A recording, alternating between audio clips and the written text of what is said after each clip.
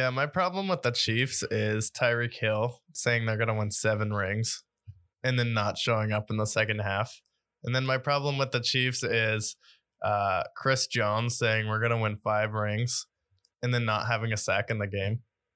I mean, you can't be looking and saying we're going to do all these things. I mean, the most famous person to do it I can think of in sports was probably LeBron when he said, not 4, not 5, not 6 when he went to Miami. I'm just like, oh, God. And then he barely won 2. Ray Allen saved his bacon.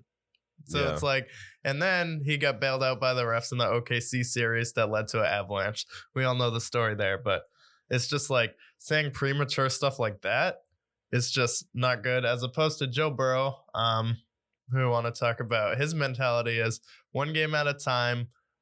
We expect to be in the Super Bowl, but we're just going to take it one day at a time, one game. He's not going to tell you what he's going to do. He just goes out on the field and shows you. And then after the game, too, he was talking a little bit about kind of how crazy it is, how famous he's gotten. I mean, he's like, I have LeBron retweeting me and tweeting at me. And then all of a sudden, I've been listening to Kid Cudi since I was a kid, since I was younger. And then all of a sudden he calls me before the game. So when you have your idol and one of your favorite artists just calling you, I mean, he's only 25 years old. Just think about how surreal it would be. Just think about who you look up to, whether musician, actor, athlete, whatever it is. And they just start tweeting at you and calling you.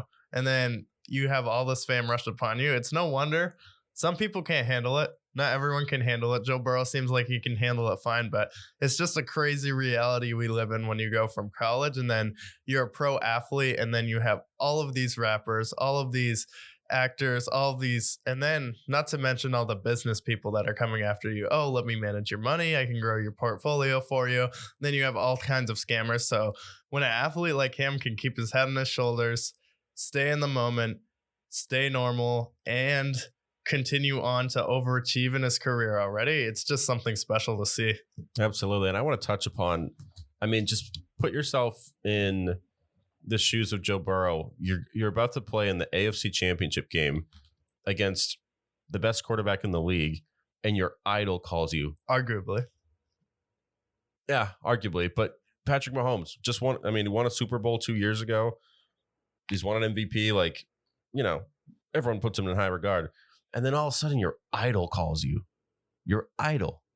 You get a phone call from, in his case, Kid Cudi, who, give him respect where he is, How do you, and the fact that, think of all the emotions you would get if your idol called you. Never mind just in general, but during and with everything around him, with all the things he's gone through this year, for him to handle his emotions the way he did and play a great game, like, got to give him a lot of credit there. A lot of respect.